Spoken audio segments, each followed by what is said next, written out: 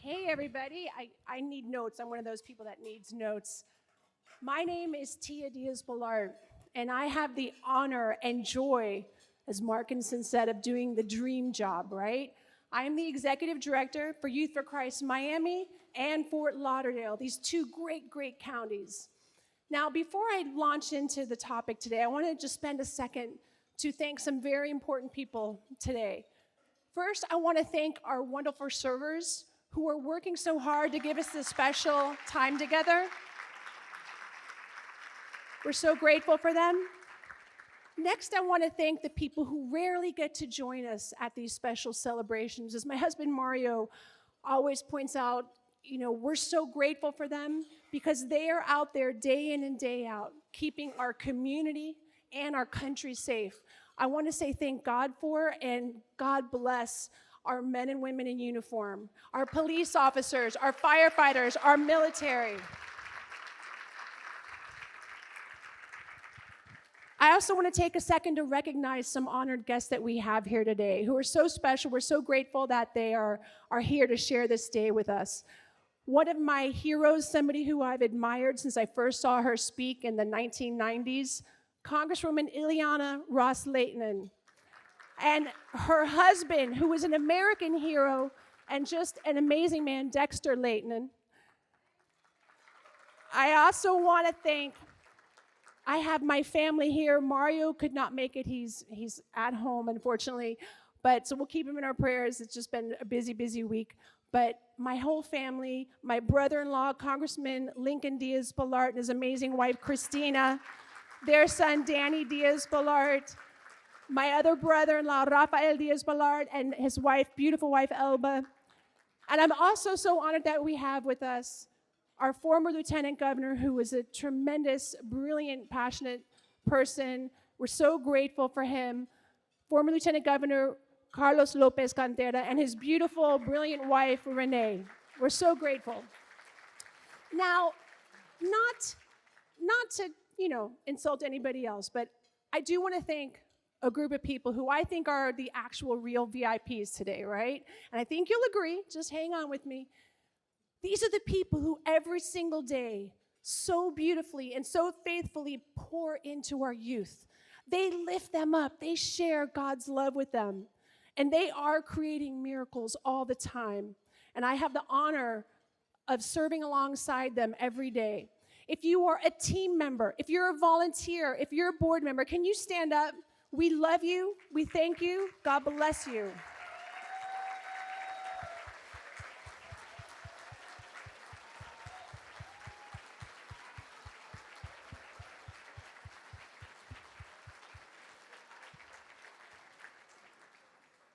So, as executive director, I'm following in the footsteps of greats, and I'm not kidding. We're talking greats. Great executive directors like Ted Place, like Andy McDaniel, who we're so honored is here with us today, and like my dear friend and mentor, Bonnie Rodriguez. What a joy, what a joy. And think about it, 75 years. We did a quick calculation, and we realized that means that we have served hundreds of thousands of youth in Miami-Dade County. Hundreds of thousands. And you're going to meet some of them today because these youth have grown on to be amazing adults. They've grown up to become pillars in the community, great leaders, people who are selflessly giving back.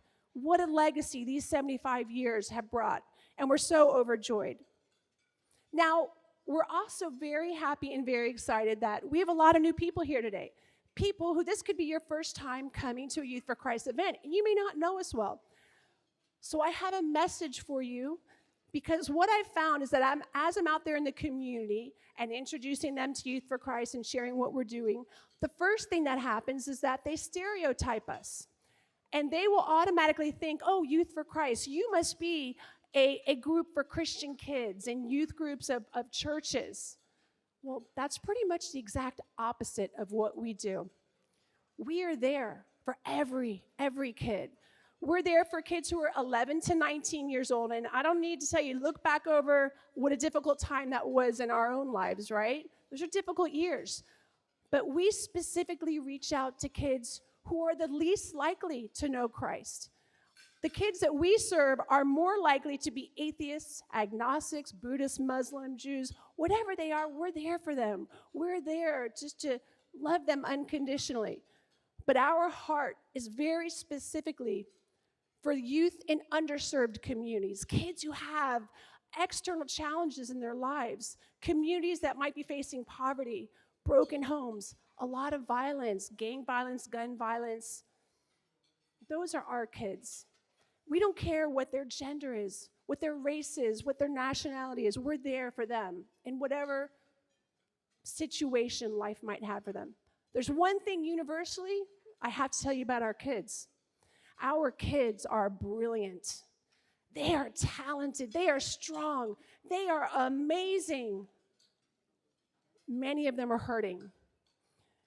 Now, looking back over these 75 years, I had so much fun. I was going through all of our old newsletters and all these great things, and I found one thing that was written in one of our newsletters from the 1970s, and I read it, and I was like, wow, this kind of sounds like our kids today. So I want to see what you think. They are hostile. In anger, they vandalize. Empty, they seek refuge in drugs. They capture the front page with their exploits. Without ambition, they drift. Their anger is a cry for help, but often they self-destruct before we can even get to them. Sounds like our kids today. But I got to tell you a really important difference. The difference is that yes, kids through all of these decades have been facing the same problems: broken homes, depression, guns, drugs. But today, it's worse. It's a lot worse. Just take this as an example. You could have a young girl in school who's a straight A student. She could be a fantastic student. And she's got a test tomorrow, and it's in her least favorite class, so she's probably going to stay up all night to cram for this test, right? But then one of her friends approaches her and says, hey, I've got ADD, and my doctor prescribed Adderall for me, which is known to help you focus and help you be able to stay up night and have the energy to do well. I can give you one of mine so you can study for your test. She could take that pill very innocently, just trying to get a better grade, and literally die. Because she didn't know that pill was actually a counterfeit drug that was laced with fentanyl, right? And then let's talk about marijuana. Marijuana, it's been around forever. It's harmless, right? There was a psychologist addressing the University of Miami. He made a really powerful point, and he said, the marijuana from the 1960s is nothing like the marijuana today. Because through all of these decades, they have been crossbreeding the plants over and over to make them more potent, make the effects even stronger, and even make it more addictive. He said the equivalent of smoking one puff of a joint, the little cigarette of marijuana, one puff of a joint today is the equivalent of an entire joint from the 60s. That's how severe it is. And then you added the fact that it's being legalized all over our country. So what are our kids supposed to think? They're going to think, of course it's safe. The government's not going to legalize something that's not safe for me. So it's going to be really tempting for them to want to try something. Well, and then I also don't need to tell you about all the statistics of what's going on in our youth, because you see it every day in the news, on TV, in the newspapers. Our kids have off the charts numbers of depression, anxiety, gun violence, suicide. So at Youth for Christ, what are we about? We're about turning around those statistics. We're about creating joyful and great outcomes. So I'm going to tell you 3 brief stories, taking out the names of the stories for the privacy of our youth. But as I'm telling you these stories, think about what's the common denominator that overrides each of them. For the first story, I need to go back a couple of years. These stories all just happened within the last couple months. They're just very indicative of what's happening in our youth. But back when Parkland happened, right? Bonnie Rodriguez, my friend and former executive director, came to me. She said, I can't help but think, what could have happened if we were in that school? If we were at Parkland, could we have helped prevent that?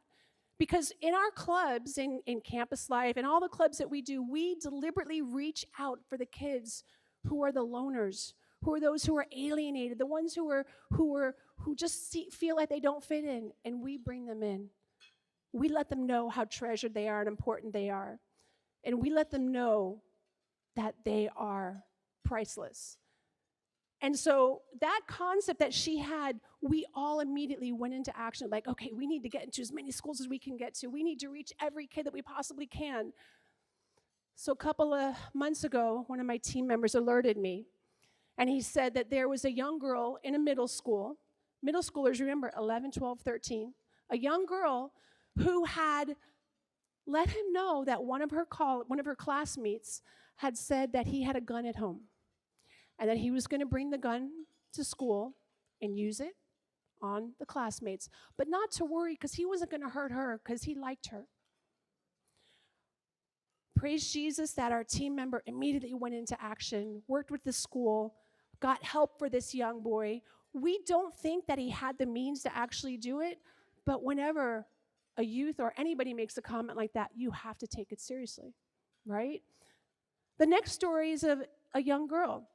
She approached one of our team members and she said, I just don't want to go home because my mom abuses me and she beats me. And I've never told anybody that before because I don't want her to go to jail.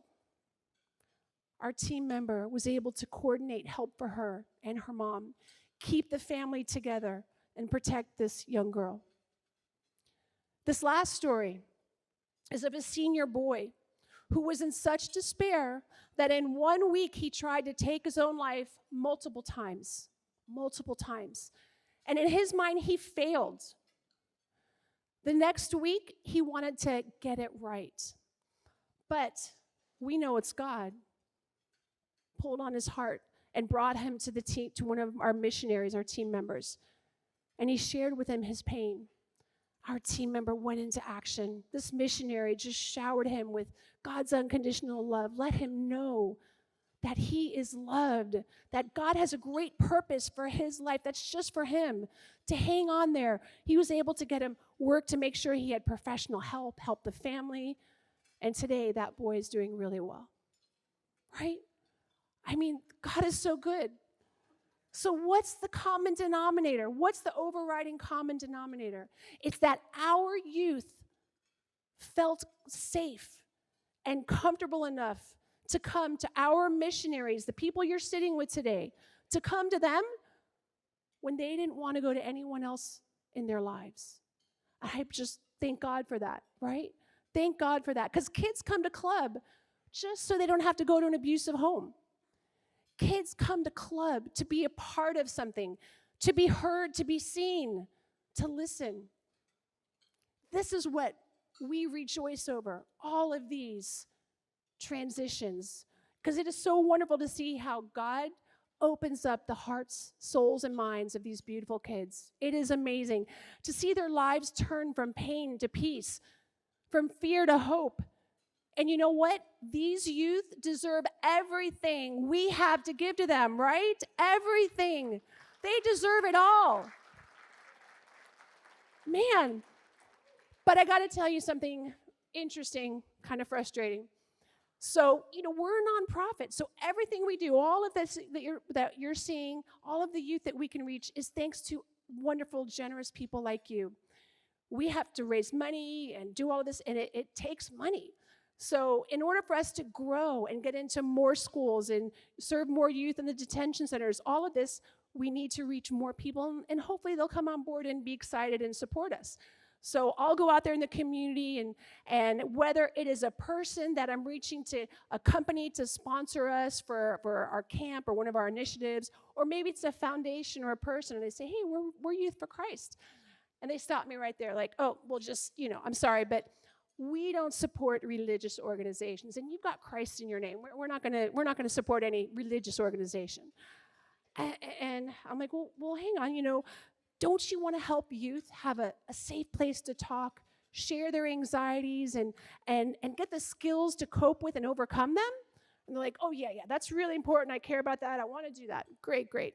Okay, well, fantastic. And don't you want to help youth coming out of jail to have somebody there to help them mend relationships with their families so they have a home to go to, help them get their GED and get a job so they don't end up back in jail?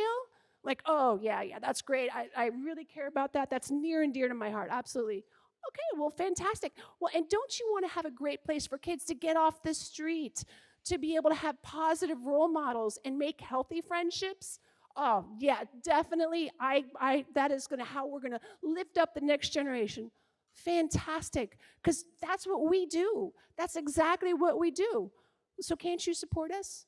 Oh, no. I mean, you've got Christ in your name. Well, but why don't you change your name to something that's not so religious sounding? Maybe make it like, we care for our kids or lifting up our youth. Yeah. So to that, we resoundingly say, no, no. Because we stand proudly in Christ. Proudly. And I hope that the world will open up their eyes and see that it is because this is his ministry that we are so able to beautifully lift up these youth. It is through him. And you know what? We are the counterculture. We are the counterculture. And because it's amazing that it is through his teachings that our youth see something different but better than what they see out there in the world. And it is because it is his teachings that we live by and show his example of loving our neighbors and our enemies, right? And it is because we live by and show his example of forgiving and turning the other cheek when we know that the rest of the world is teaching them that revenge is the answer. So our youth see the fruits of joy, love, peace, patience, generosity, gentleness, and self-control. And we hope that they'll want that for themselves too. That's the goal. So I am so happy to be here with you, celebrating these amazing 75 years. It is such a joy, and I humbly ask for 3 really big and important things. First, I ask, will you pray for us? Will you keep us in your prayers? Because your prayers are precious and priceless, and your prayers are going to help us reach even more youth and help us grow. Second, will you tell people about us? Not enough people know we're even here doing what we're doing. Tell people about us, whether it's in Miami, whether it's in Broward, whether it's anywhere. Let them know about what we're doing. We'll take them out for coffee. We'll bring them to one of our clubs. Let them see what's happening, and maybe they'll want to come on board and be a part of this too. And last but very importantly, we need your financial support. We can't do it without your financial support. And I'm not embarrassed or ashamed. This is for God. This is for his glory. This is for our youth. This is how we're going to lift up the next generation. And it is so, so awesome. So I just have to say, God bless you all. We're so grateful for you. God bless you. God bless your loved ones, your family. God bless your churches. We're so grateful for each and every one of you. And God bless Youth for Christ. Thank you. Thank you.